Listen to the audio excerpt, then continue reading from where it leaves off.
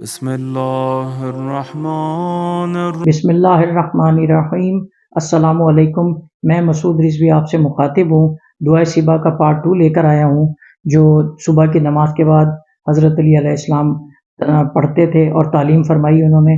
تو میں پارٹ 2 آپ کو سناتا ہوں، اس کا ترجمہ، اور اس کے بعد ایک حصہ جو آخری ہے، جو سجدہ شکر میں مولا امیر علیہ السلام پڑھتے تھے، تو وہ بھی آپ کو دونوں پیش کروں گا، عربی بھی اور اردو بھی۔ تو وہ آپ جیسے بہتر سمجھیں وہ کر لیجئے گا، کہ عربی بھی پڑھ سکتے ہیں اور اردو بھی، کیونکہ اردو ہماری مدر ٹنگ ہے، تو اردو میں بھی آپ اللہ کو مخاطب کر سکتے ہیں اور عربی میں بھی۔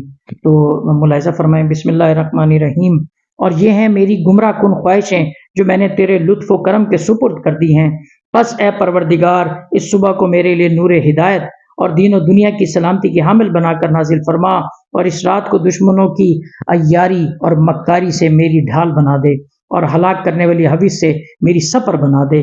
بے شک تو جو چاہے اس پر قادر ہے، جسے چاہے ملک دیتا ہے اور جس سے چاہے واپس لے لیتا ہے، اور جسے چاہے عزت دیتا اور جسے چاہے ذلت دیتا ہے، ہر بھلائی تیرے ہاتھ میں ہے، بے شک تو ہر چیز پر قادر ہے۔ رات کو دن میں داخل کرتا اور دن کو رات میں داخل کرتا ہے، مردہ سے زندہ کو اور زندہ سے مردہ کو برآمد کرتا ہے، اور جسے چاہے بے حساب رزق عطا فرماتا ہے۔ نہیں کوئی معبود سوائے تیرے، پاک ہے تو اے اللہ، اور ہم تیرے ہی لیے ہے۔ کون ہے جو تیری قدرت کو پہچانے تو اس سے نہ ڈرے؟ وہ کون ہے جو جانتا ہو تو کون ہے پھر تجھ سے مروب نہ ہو؟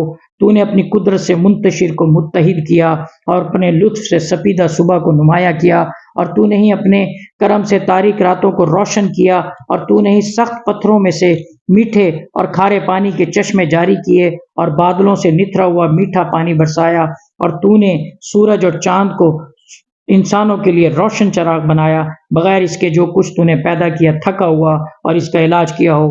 پس اے عزت اور بقا میں یگانہ اور موت اور فنا کے ذریعے بندوں پر غالب رہنے والے، رحمت فرما محمد صلی اللہ علیہ وآلہ وسلم پر، جو پرہیزگار ہیں، اور میری پکار سن لے، میری دعا قبول فرما، اور اپنے کرم سے میری تمنا اور امید پوری کر دے۔